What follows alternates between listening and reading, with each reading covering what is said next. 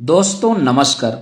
मैं नाथ सोनांचली कथा कहानी और उपन्यास के इस अंक के साथ पुनः हाजिर हूँ। दोस्तों, इस समय हम लोग सुन रहे हैं प्रेमचंद की लिखी हुई कुछ श्रेष्ठ कहानियों का वाचन। इस कड़ी में आज लीजिए सुनिए प्रेमचंद की लिखी हुई एक और कहानी पछतावा का वाचन मेरे अर्थात नाथ सोनांचली के स्वर में। पंडित दुर्गानाथ जब कॉलेज से निकले तो उन्हें जीवन निर्वाह की चिंता उपस्थित हुई। वे दयालु और धार्मिक थे। इच्छा थी कि ऐसा काम करना चाहिए जिससे अपना जीवन भी साधारणतः सुखपूर्वक व्यतीत हो और दूसरों के साथ भलाई और सदाचरण का भी अवसर मिले। वे सोचने लगे, यदि किसी कार्यालय में क्लर्क बन जाऊं तो अपना निर्वाह हो सकता है, किंतु सर्वसाधारण से कुछ भी संबंध न रहेगा। वकालत में प्रविष्ट हो जाऊं तो दोनों बातें संभव हैं, किंतु अनेकानेक यत्न करने पर भी अपने को पवित्र रखना कठिन होगा। पुलिस विभाग में दीन पालन और परोपकार के लिए बहुत से अवसर मिलते रहते हैं, किंतु एक स्वतंत्र और सद्विचार प्रिय मनुष्य के लिए वहां की हवा हानिप्रद है। शासन विभाग में नियम और नीतियों की भरमार रहती है। कितना ही चाहो पर वहां कड़ाई और डांट डपट से बचे रहना असंभव है। इसी प्रकार बहुत सोच विचार के पश्चात उन्होंने निश्चय किया कि किसी जमींदार के यहाँ मुख्तार आम बन जाना चाहिए। वेतन तो अवश्य कम मिलेगा, किंतु दीन खेतिहरों से रात दिन संबंध रहेगा। उनके साथ सद्व्यवहार का अवसर मिलेगा। साधारण जीवन निर्वाह होगा और विचार दृढ़ होंगे। कुंवर विशाल सिंह जी एक संपत्तिशाली जमींदार थे। पंडित दुर्गानाथ ने उनके पास जाकर प्रार्थना की कि मुझे भी अपनी सेवा में रखकर कृतार्थ कीजिए। कुंवर साहब ने इन्हें सिर से पैर तक देखा और कहा, पंडित जी, आपको अपने यहाँ रखने में मुझे बड़ी प्रसन्नता होती, किंतु आपके योग्य मेरे यहां कोई स्थान नहीं दिख पड़ता। दुर्गानाथ ने कहा, मेरे लिए किसी विशेष स्थान की आवश्यकता नहीं है। मैं हर एक काम कर सकता हूं। वेतन आप जो कुछ प्रसन्नतापूर्वक देंगे मैं स्वीकार करूंगा।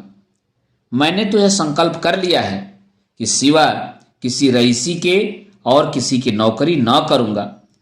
कुंवर विलास सिंह ने अभिमान से कहा, रईस की नौकरी नौकरी नहीं, राज्य है। मैं अपने चपरासियों को 2 रुपया माहवार देता हूं और वे तंजेब के अंगरखे पहनकर निकलते हैं। उनके दरवाजों पर घोड़े बंधे हुए हैं।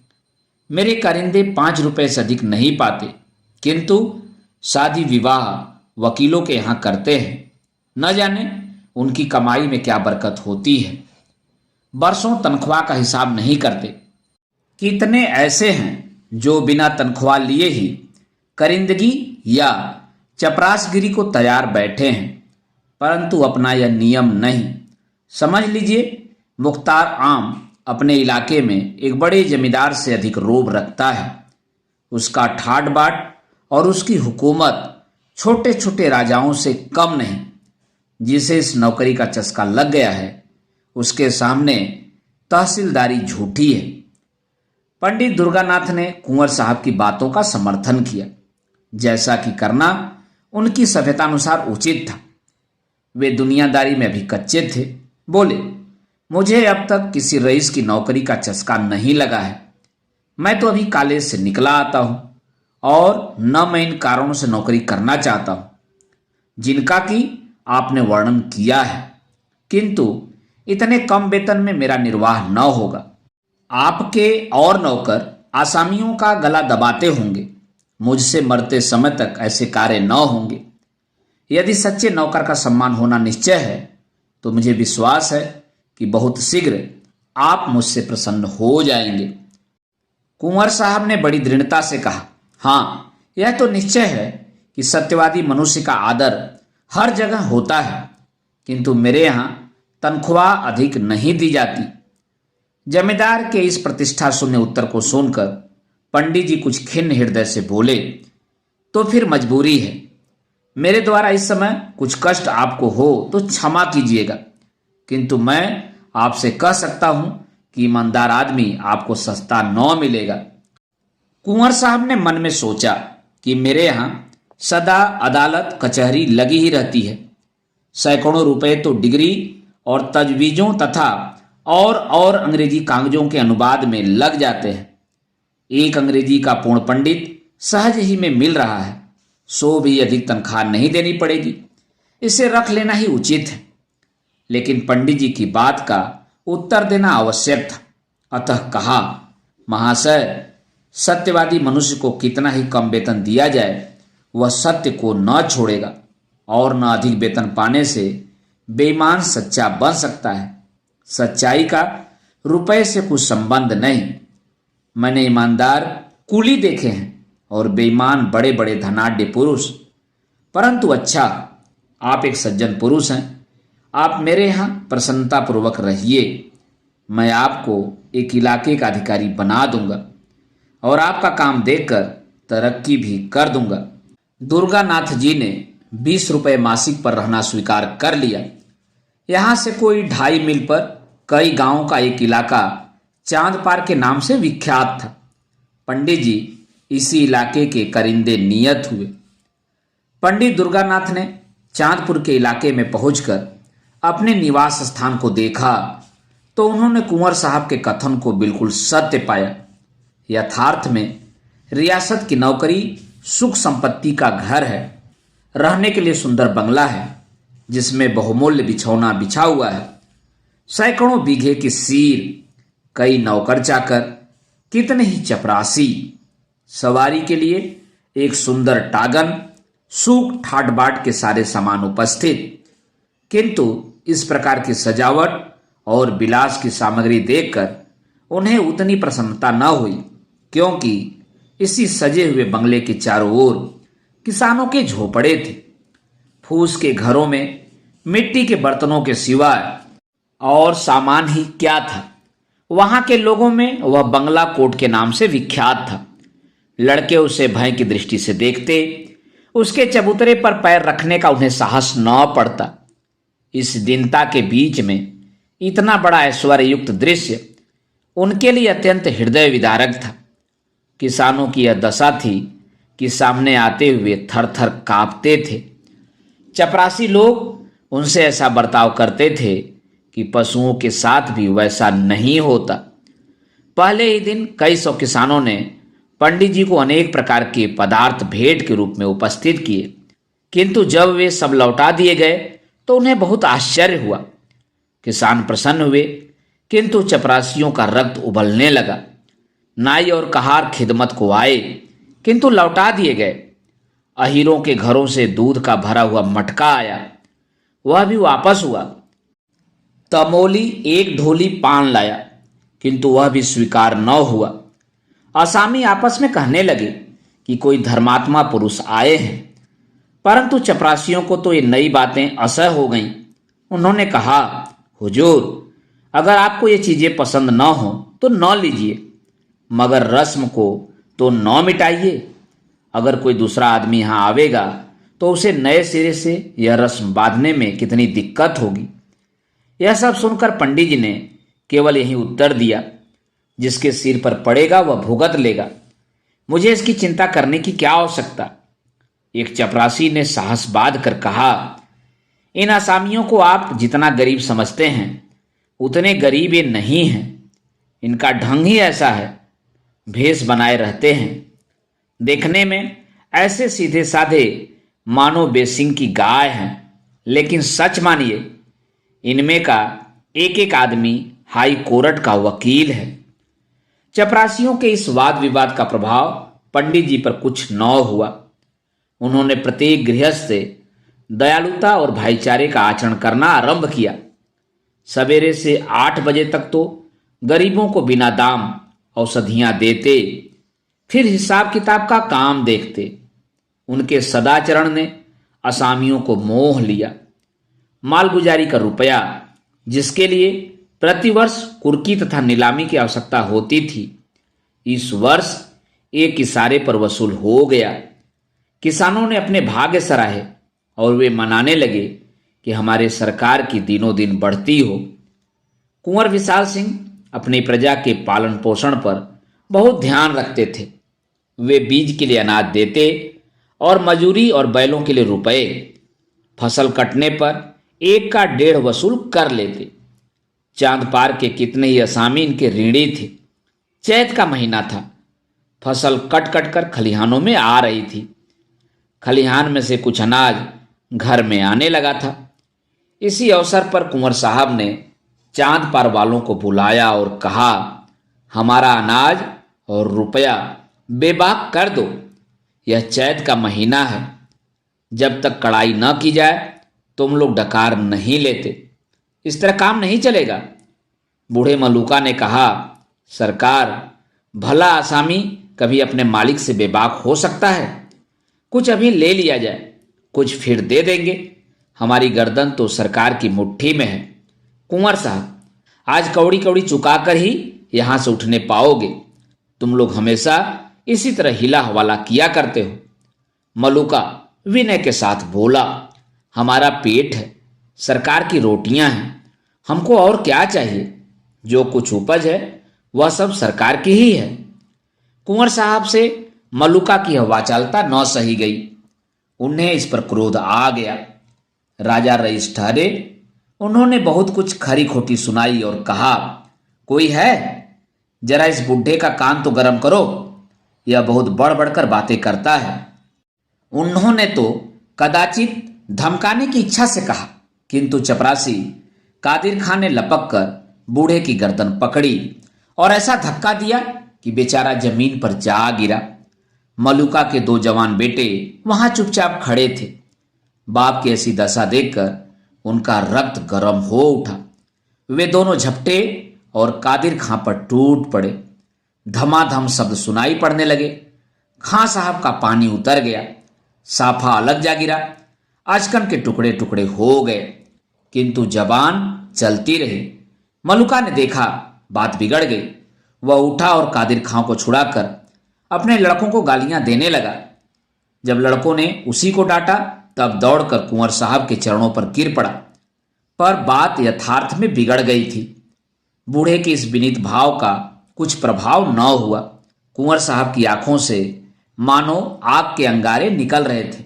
वे बोले, बेईमान, आग के सामने से दूर हो जा, नहीं तो तेरा खून पी जाऊंगा। बूढ़े के शरीर में रक्त तो अब वैसा न रहा था, किंतु कुछ गर्मी अवश्य थी। समझता था कि ये कुछ न्याय करेंगे, परंतु यह फटकार सुनकर बोला, सरकार, बुढ़ापे में आपके दरवाजे पर पानी उतर गया और 30 पर सरकार हम ही को डांटते हैं।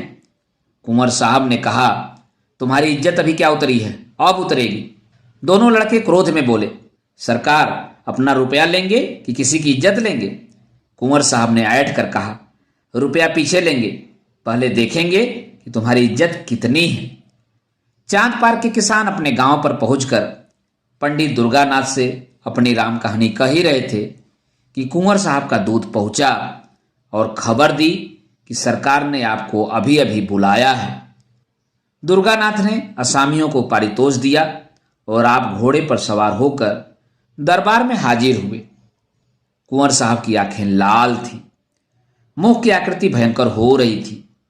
कई मुख्तार और चपरासी बैठे हुए आग पर तेल डाल रहे थे। पंडित जी को देखते ही कुंवर साहब बोले, चांद पार वालों की हरकत आपने देखी? पंडित जी ने नम्र भाव से कहा, जी हां, सुनकर बहुत शोक हुआ। ये तो ऐसे सर्कस न थे। कुंवर साहब, यह सब आपके ही आगमन का फल है। आप अभी स्कूल के लड़के हैं। आप क्या जाने कि संसार में कैसे रहना होता है। यदि आपका बर्ताव असामियों के साथ ऐसा ही रहा तो फिर मैं जमींदारी कर चुका। यह सब आपकी करनी है।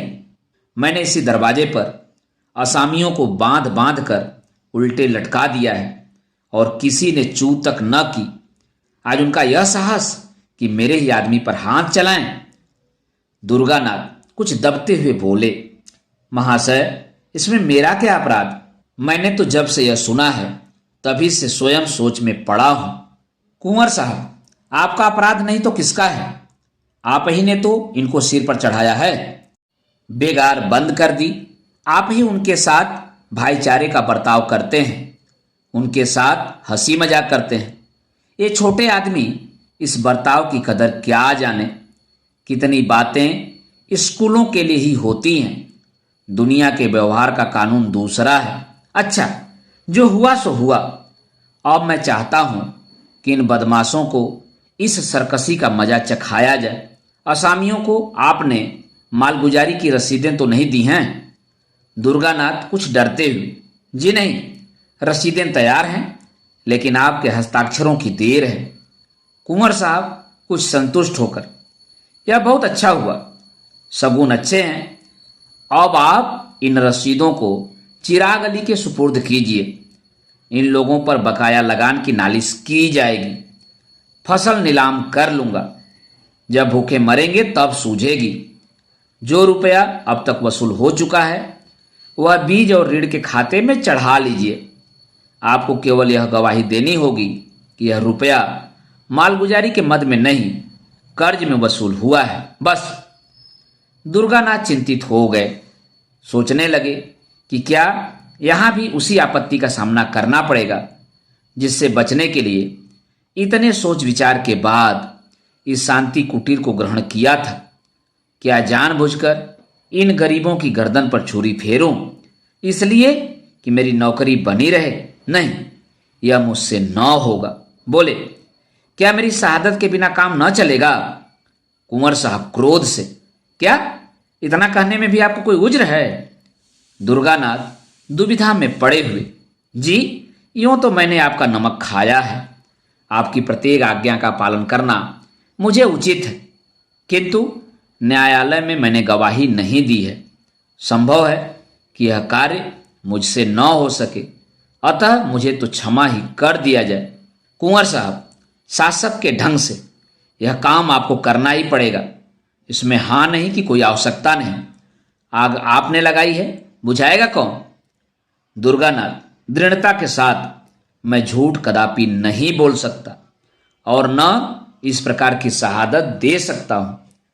कुंवर साहब कोमल शब्दों में, अरे कृपा निधान, यह झूठ नहीं है। मैंने झूठ का व्यापार नहीं किया है। मैं यह नहीं कहता कि आप रुपए का वसूल होना स्वीकार कर दीजिए। अब आसामी मेरे ऋणी हैं तो मुझे अधिकार है कि चाहे रुपया ऋण की मद में वसूल करूं या मालगुजारी की मद में। यदि इतनी सी बात को आप झूठ समझते हैं तो आपकी जबरदस्ती है। अभी आपने संसार नहीं देखा है। ऐसी सच्चाई के लिए संसार में कोई स्थान नहीं है। आप मेरे यहां नौकरी कर रहे हैं, इस सेवक धर्म पर विचार कीजिए। आप शिक्षित और होनहार पुरुष हैं। अभी आपको संसार में बहुत दिन तक रहना है और बहुत काम करना है। अभी से आप यह धर्म और सत्यता धारण करेंगे तो अपने जीवन में आपको आपत्ति और निराशा के सिवा और कुछ प्राप्त न होगा। सत्य प्रियता अवश्य उत्तम वस्तु है, किंतु उसकी भी एक सीमा है। अति सर्वत्र वर्जयेत। अब अधिक सोच विचार की आवश्यकता नहीं है। यह अवसर ऐसा ही है। कुंवर साहब पुराने खुर्राट थे। इस फैकनेज से युवक खिलाड़ी हार गया। इस घटना के तीसरे दिन चांद पार के असामियों पर बकाया लगान की नालिश हुई। सम्मन आए, घर घर उदासी छा गई।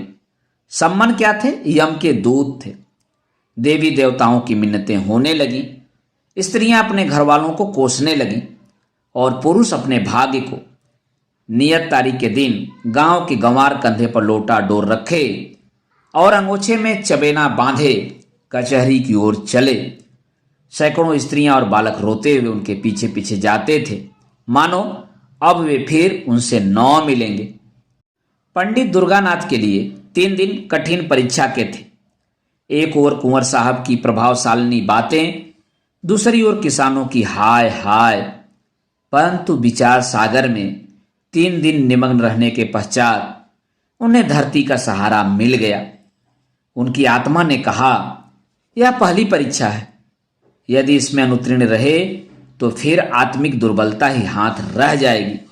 निदान निश्चय हो गया कि मैं अपने लाभ के लिए इतने गरीबों को हानि न पहुंचाऊंगा। 10 बजे दिन का समय था। न्यायालय के सामने मेला सा लगा हुआ था। जहां तहां श्याम वस्त्र आच्छादित देवताओं की पूजा हो रही थी। चांद पार के किसान झुंड के झुंड एक पेड़ के नीचे आकर बैठे। उनसे कुछ दूर पर कुंवर साहब के मुक्ताराम, सिपाहियों और गवाहों की भीड़ थी। ये लोग अत्यंत विनोद में थे। जिस प्रकार मछलियां पानी में पहुंचकर किलोने करती हैं, उसी भांति ये लोग भी आनंद में चूर थे। कोई पान खा रहा था, कोई हलवाई की दुकान से पूरियों की पत्तल लिए चला आता था। उधर बेचारे किसान पेड़ के नीचे चुपचाप उदास बैठे थे कि आज न जाने क्या होगा, कौन आफत आएगी। भगवान का भरोसा है। मुकदमे की पेशी हुई। कुंवर साहब की ओर से गवाह गवाही देने लगे कि असामी बड़े सर्कस हैं। जब लगान मांगा जाता है तो लड़ाई झगड़े पर तैयार हो जाते हैं। अब कि इन्होंने एक कौड़ी भी नहीं दी। कादिर खान ने रो रो कर अपने सिर की चोट दिखाई। सबसे पीछे पंडित दुर्गानाथ की पुकार हुई। उन्हीं के बयान पर निपटारा होना था। वकील साहब ने उन्हें खूब तोते की भांति पढ़ा रखा था, किंतु उनके मुंह से पहला वाक्य निकला ही था कि मजिस्ट्रेट ने उनकी ओर तीव्र दृष्टि से देखा। वकील साहब बगले झांकने लगे। मुक्ताराम ने उनकी ओर घूर कर देखा। अहलमद, पेशकार आदि सब के सब उनकी ओर आश्चर्य की दृष्टि से देखने लगे। न्यायाधीश ने तीव्र स्वर से कहा, तुम जानते हो कि मजिस्ट्रेट के सामने खड़े हो? दुर्गानाथ दृढ़तापूर्वक, जी हां, भली भांति जानता हूं। न्यायाधीश, तुम्हारे ऊपर असत्य भाषण का महाभियोग लगाया जा सकता है।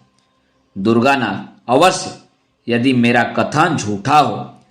वकील ने कहा, जान पड़ता है किसानों के दूध, घी और भेंट आदि ने यह काया पलट कर दी है।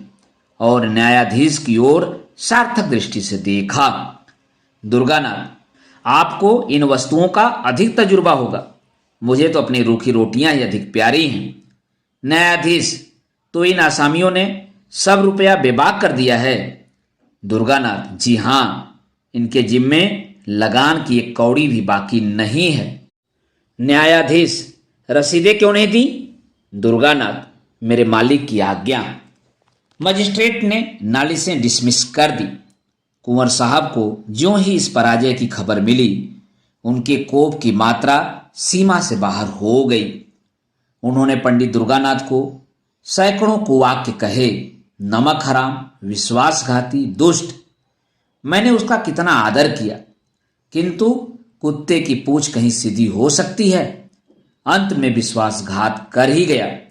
यह अच्छा हुआ कि पंडित दुर्गानाथ मजिस्ट्रेट का फैसला सुनते ही मुक्ताराम को कुंजियां और कागज पत्र सुपुर्द कर चलते हुए, नहीं तो उन्हें इस कार्य के फल में कुछ दिन हल्दी और गुड़ पीने की आवश्यकता पड़ती।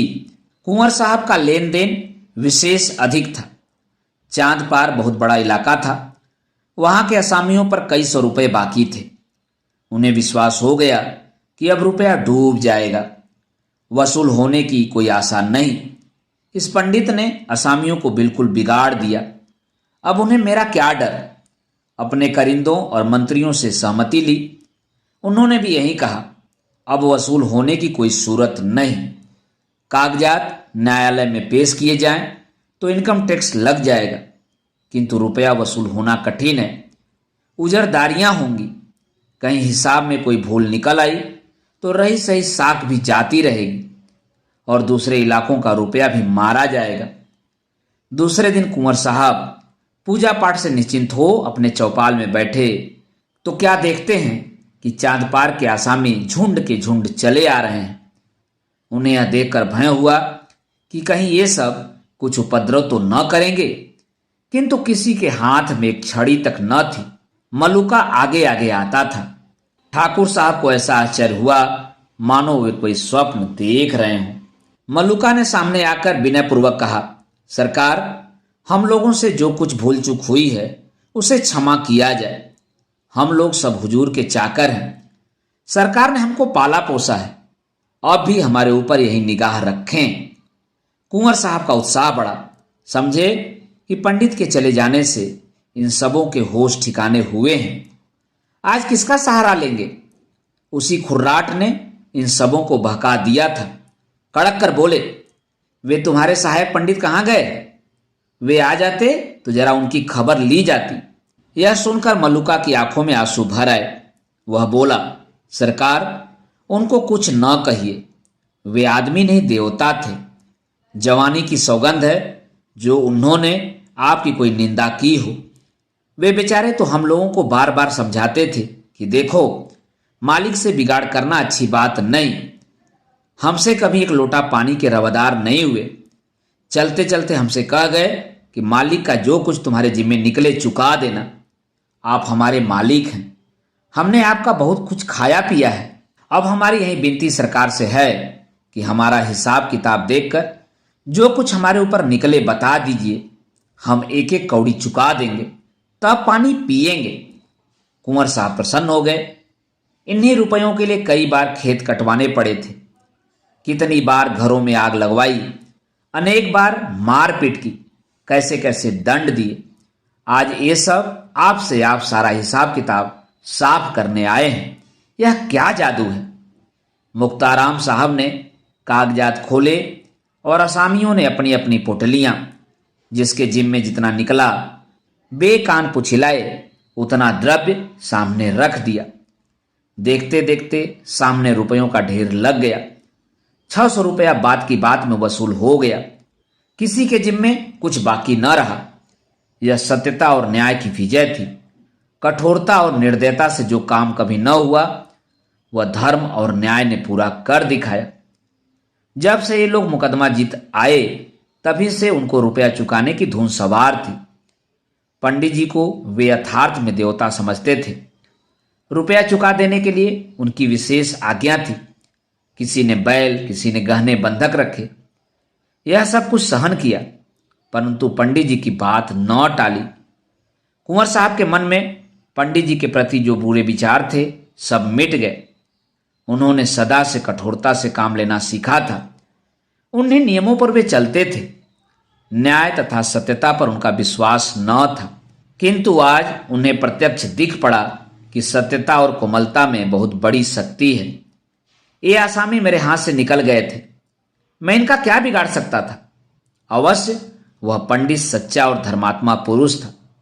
उसमें दूरदर्शिता न हो, काल ज्ञान न हो, किंतु इसमें संदेह नहीं कि वह निष्प्रिय और सच्चा पुरुष था। कैसी ही अच्छी वस्तु क्यों न हो, जब तक हमको उसकी आवश्यकता नहीं होती, तब तक हमारी दृष्टि में उसका गौरव नहीं होता। हरी दूब भी किसी समय असरफियों के मोल बिक जाती है। कुंवर साहब का काम एक निष्प्रिय मनुष्य के बिना नहीं रुक सकता था। अतएव पंडित जी के इस सर्वोत्तम कार्य की प्रशंसा किसी कवि की कविता से अधिक न हुई। चांद पार के असामियों ने तो अपने मालिक को कभी किसी प्रकार का कष्ट न पहुंचाया, किंतु दूसरे इलाके वाले असामी उसी पुराने ढंग से चलते थे। उन इलाकों में रगड़ झगड़ सदैव मची रहती थी। अदालत, मारपीट, डांट डपट सदा लगी रहती थी। किंतु ये सब तो जमींदार के श्रृंगार हैं। बिना इन सब बातों के जमींदारी कैसी? क्या दिन भर बैठे बैठे वे मक्खियां मारें? कुंवर साहब इसी प्रकार पुराने ढंग से अपना प्रबंध संभालते जाते थे। कई वर्ष व्यतीत हो गए। कुंवर साहब का कारोबार दिनों दिन चमकता ही गया। यद्यपि उन्होंने 5 लड़कियों का विवाह बड़ी धूमधाम के साथ किया, परंतु 30 पर भी उनकी बढ़ती में किसी प्रकार की कमी न हुई। हाँ, शारीरिक शक्तियां अवश्य कुछ कुछ ढीली पड़ती गईं। बड़ी भारी चिंता यही थी कि इतनी बड़ी संपत्ति और ऐश्वर्य को भोगने वाला कोई उत्पन्न न हुआ। भांजे, भतीजे और नवासे इस रियासत पर दांत लगाए हुए थे। कुंवर साहब का मन अब इन सांसारिक झगड़ों से फिरता जाता था। आखिर यह रोना धोना किसके लिए? अब उनके जीवन नियम में एक परिवर्तन हुआ। द्वार पर कभी कभी साधु संत धुनी रमाए हुए देख पड़ते, स्वयं भगवत गीता और विष्णु सहस्रनाम पढ़ते थे। परलौकिक चिंता अब नित्य रहने लगी। परमात्मा की कृपा और साधु संतों के आशीर्वाद से बुढ़ापे में उनको एक लड़का पैदा हुआ। जीवन की आशाएं सफल हुईं, पर दुर्भाग्यवश पुत्र के जन्म से ही कुंवर साहब शारीरिक व्याधियों से ग्रस्त रहने लगे। सदा वैद्यों और डॉक्टरों का तांता लगा रहता था, लेकिन दवाओं का उल्टा प्रभाव पड़ता। ज्यों त्यों करके उन्होंने 2.5 वर्ष बिताए।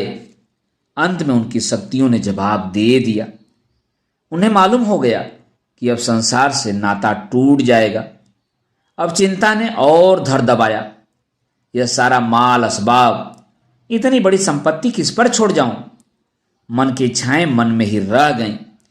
लड़के का विवाह भी न देख सका।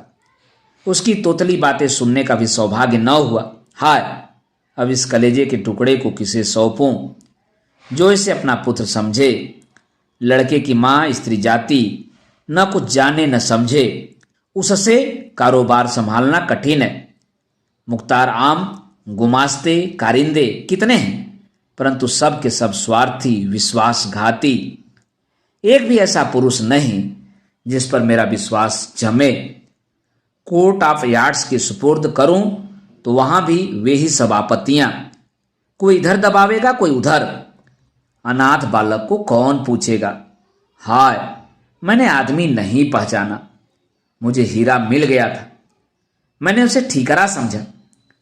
कैसा सच्चा, कैसा वीर, दृढ़ प्रतिज्ञ पुरुष था। यदि वह कहीं मिल जाए तो इस अनाथ बालक के दिन फील जाएं। उसके हृदय में करुणा है, दया है। वह अनाथ बालक पर तरस खाएगा। हाँ, क्या मुझे उसके दर्शन मिलेंगे? मैं उस देवता के चरण धोकर माथे पर चढ़ाता, आंसुओं से उसके चरण धोता। वहीं यदि हाथ लगावे तो मेरी डूबती नाव पार लगे। ठाकुर साहब की दशा दिन पर दिन बिगड़ती गई। अब अंत काल आ पहुंचा। उन्हें पंडित दुर्गानाथ की रट लगी हुई थी। बच्चे का मुंह देखते और कलेजे से एक आह निकल जाती। बार बार पछताते और हाथ मलते। हाय, उस देवता को कहाँ पाऊं जो कोई उसके दर्शन करा दे। आधी जायदाद उसे न्यौछावर कर दूं। प्यारे पंडित, मेरे अपराध क्षमा करो। मैं अंधा था, अज्ञान था। अब मेरी बाह पकड़ो, मुझे डूबने से बचाओ। इस अनाथ बालक पर तरस खाओ। हितार्थी और संबंधियों का समूह सामने खड़ा था।